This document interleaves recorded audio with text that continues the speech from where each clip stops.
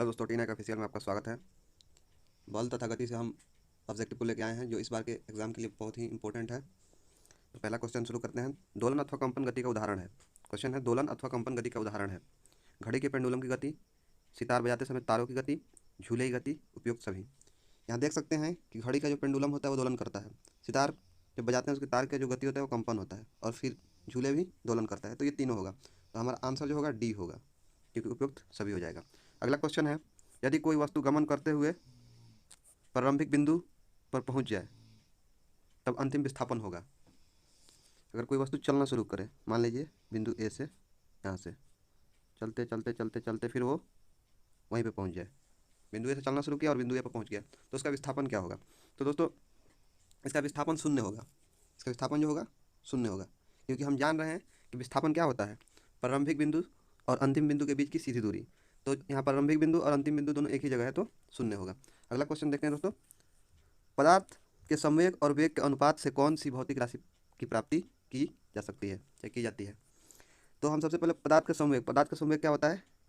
M भी, और वेग दोनों का अनुपात निकालेंगे तो क्या बचेगा? यहाँ भी से भी कैंसिल हो जाएगा, बचेगा एम। एम का मतलब होता है मास, मास मतलब द्रव्यमान, तो हमारा सी आंसर होगा। अगला क्वेश्चन देखते हैं दोस्तों। 4 नंबर क्वेश्चन है, प्रक्षेप्य गति मतलब प्रवलकार में दीर्घतम परास प्राप्त करने के लिए लंबी कूद वाले खिलाड़ी को किस कोण से कूदना होगा? तो इसके लिए हमारा 45 डिग्री आंसर होगा। अगला क्वेश्चन है 5 नंबर, एक समान गति के साथ एक वस्तु त्वरित हो सकती है, त्वरित नहीं हो सकती है, त्वरित हो सकती है, सदैव त्वरित होगी, वेग असमान होंगे। तो देखिए, जब एक समान गति रहेगा तो उसमें त्वरण नहीं होगा, जब एक समान गति रहेगा तो उसमें त्वरण नहीं रहेगा। तो आंसर होगा इसका ए।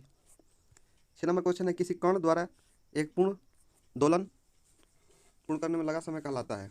किसी कण द्वारा एक पूर्ण दोलन पूर्ण करने में लगा समय कहलाता है? इसका आंसर होगा बी, आवर्तकाल। इसका आंसर होगा बी, आवर्तकाल। अगला क्वेश्चन है 7 नंबर, न्यूटन का प्रथम नियम किस राशि को परिभाषित करता है? तो न्यूटन का जो प्रथम नियम है उसको गैलीलियो का भी नियम कहते हैं और जड़त्व का भी नियम कहते हैं। तो ये जो है बल को परिभाषित करता है, तो आंसर होगा टी।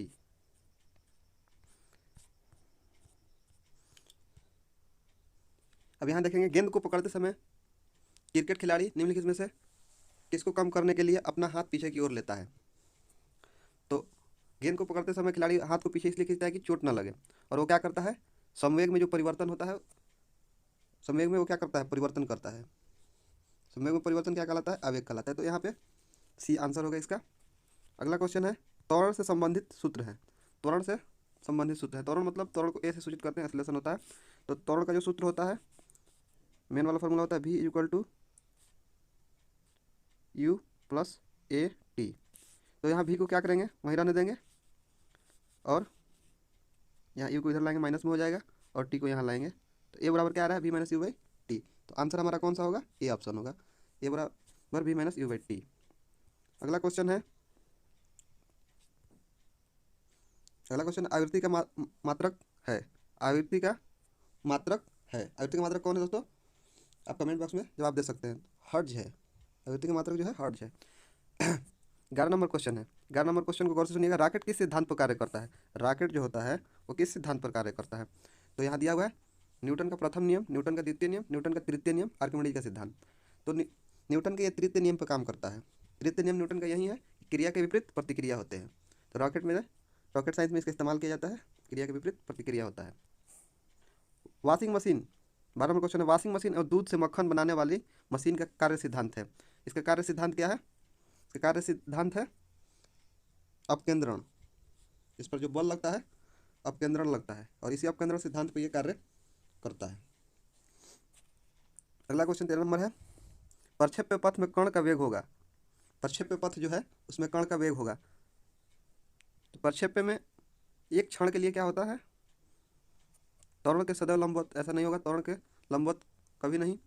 2 क्षण के लिए त्वरण, और 1 क्षण के लिए त्वरण लंबवत, 2 क्षण के लिए त्वरण लंबवत। 1 क्षण के लिए त्वरण क्या होता है, इसमें लंबवत होता है, हमेशा लंबवत नहीं होता है, ठीक है। या ऐसा भी नहीं कहा जा सकता कि लंबवत नहीं होता है, लेकिन ये 1 क्षण के लिए लंबवत होता है, इसलिए ऑप्शन हमारा सी होगा। अगला क्वेश्चन देखते हैं दोस्तों, 14 नंबर, घूर्णन गति घूर्णन करती एक गोल मेज पर अचानक एक लड़का आकर बैठ जाता है। मेज का कोणीय वेग पर क्या प्रभाव पड़ेगा? देखिए घूर्णन कर रहा है मेज, उस पर एक लड़का आता है और अचानक बैठ जाता है। तो बैठ जाने के बाद क्या होगा? बैठेगा जैसे ही उसके द्रव्यमान का मात्रा बढ़ेगा और क्या होगा? उसका कोणीय वेग पर प्रभाव पड़ेगा। कोणीय वेग पर प्रभाव पड़ेगा और क्या होगा? कोणीय वेग उसका कम हो जाएगा। कोणीय वेग क्या होगा दोस्तों? कम हो जाएगा। अगला क्वेश्चन देखते हैं 15 नंबर। 15 नंबर क्वेश्चन यह है कि सड़क पर चलने की अपेक्षा बर्फ पर चलना कठिन है। सड़क पर चलने की अपेक्षा बर्फ पर चलना कठिन है क्योंकि, इसका ऑप्शन देखिए, इसका ऑप्शन बर्फ सड़क से, यहाँ ए है ऑप्शन, बर्फ सड़क से सख्त होती है। सड़क बर्फ से सख्त होती है। जब हम अपने पैर से धक्का देते हैं तो बर्फ पर कोई प्रतिक्रिया व्यक्त नहीं करती। बर्फ में सड़क की अपेक्षा घर्षण कम होती है। 4 ऑप्शन दिए हुए हैं, तो इसका जवाब आप दे सकते हैं। तो इसका जवाब ये होगा कि बर्फ में सड़क की अपेक्षा कम घर्षण होता है, इसलिए कठिनाई होती है। अगला क्वेश्चन है, रॉकेट की गति पर निम्नलिखित में कौन सा संरक्षण सिद्धांत लागू होता है? तो रॉकेट के जो गति होता है, ठीक है ना, उस पर कौन सा संरक्षण सिद्धांत लागू होता है? तो यहाँ पे आपका ऑप्शन होगा सी, संवेग संरक्षण। इसमें संवेग क्या रहता है? हरदम संरक्षण रहता है, संरक्षित रहता है, इसलिए इसमें संवेग संरक्षण। अगला क्वेश्चन है, प्रत्येक क्रिया के बराबर एवं विपरीत दिशा में प्रतिक्रिया होती है। क्या है क्वेश्चन? प्रत्येक क्रिया के बराबर एवं विपरीत दिशा में प्रतिक्रिया होती है। ये किसका नियम है भाई? तो न्यूटन के गति का विषयक प्रथम नियम, न्यूटन के गति का विषयक द्वितीय नियम, न्यूटन के गति का विषयक तृतीय नियम, उपयुक्त सभी। तो दोस्तों ये जो 17 का आंसर होगा वो होगा सी, न्यूटन का तीसरा नियम है। न्यूटन का तीसरा नियम क्या है? कि प्रत्येक क्रिया के बराबर एवं विपरीत दिशा में प्रतिक्रिया होती है। अगला क्वेश्चन है 18 नंबर। 18 नंबर क्वेश्चन में ये है कि गाड़ी खींचता हुआ घोड़ा किस बल के कारण आगे बढ़ता है? गाड़ी खींचता हुआ घोड़ा किस बल के कारण आगे बढ़ता है? तो ऑप्शन ए है, गाड़ी द्वारा घोड़े पर आरोपित बल, घोड़े द्वारा गाड़ी पर आरोपित बल, घोड़े द्वारा अपने पैरों से पृथ्वी पर आरोपित बल, पृथ्वी द्वारा घोड़े के पैरों पर आरोपित बल। इसका ऑप्शन आप बता सकते हैं कमेंट बॉक्स में, और चैनल को सब्सक्राइब कर लीजिए ताकि इस तरह के हम जो भी वीडियो बनाएं उसका नोटिफिकेशन आप तक पहुंच जाए। तो यहाँ पे जो ऑप्शन होगा वो डी होगा, पृथ्वी द्वारा घोड़े के पैरों पर आरोपित बल। जैसे ही घोड़ा पृथ्वी पर बल लगाता है तो पृथ्वी उसके विपरीत बल लगाती है और उसकी वजह से क्या होता है? आगे बढ़ते हुए चला जाता है।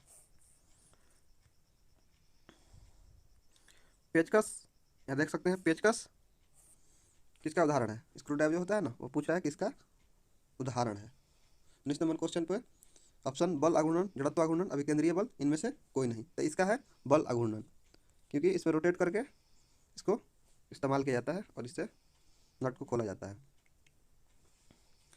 अगला क्वेश्चन है, उत्तोलक जो होता है किस सिद्धांत पर कार्य करता है? उत्तोलक किस सिद्धांत पर कार्य करता है? ऑप्शन है जड़त्व आघूर्णन, बल आघूर्णन, स्थायी संतुलन, इनमें से कोई नहीं। तो इसका जो आंसर होगा वो होगा बी, बल आघूर्णन। ये बल आघूर्णन पे काम करता है। उत्तोलक जो होता है बल आघूर्णन पे काम करता है, ये बल आघूर्णन पे काम करता है। अगला क्वेश्चन देखते हैं, सभी मूल आधारीय बलों में सबसे कमजोर बल कौन सा है? जितने भी बल हैं उसमें सबसे कमजोर जो बल है वो कौन सा है? गुरुत्वाकर्षण बल, स्थिर वैद्युत बल, चुंबकीय बल, नाभिकीय बल, इसमें से कौन सा बल होगा? तो इसमें से आपका आंसर होगा ए, गुरुत्वाकर्षण बल। गुरुत्वाकर्षण बल का मान काफ़ी कम होता है।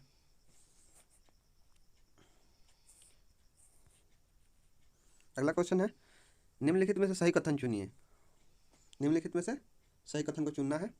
तो देखिए पहला दिया हुआ, चाल व वेग दोनों दिशा व परिमाण होते हैं। तो देखिए वेग में तो दिशा और परिमाण होता है लेकिन चाल में नहीं होता है, तो ये कथन सही नहीं है। अगला देखते हैं, यहाँ पे अगला क्वेश्चन हमारा, अगला जो आंसर है यहाँ पे, चाल में केवल परिमाण व वेग में परिमाण व दिशा दोनों होता है। और तीसरा है, चाल धनात्मक ऋणात्मक शून्य भी हो सकता है, वेग के परिमाण को चाल कहते हैं। तो यहाँ पे ऑप्शन सी भी नहीं होगा क्योंकि धनात्मक ऋणात्मक और शून्य बोल रहा है, और यहाँ बोल रहा है वेग के परिमाण को चाल कहते हैं। तो ये दोनों गलत है, ये गलत है, ये सही है क्योंकि चाल में केवल परिमाण होता है, उसमें दिशा नहीं होता है। और परिमाण में दिशा होता है। तो ऑप्शन हमारा बी होगा। अगला क्वेश्चन देखते हैं।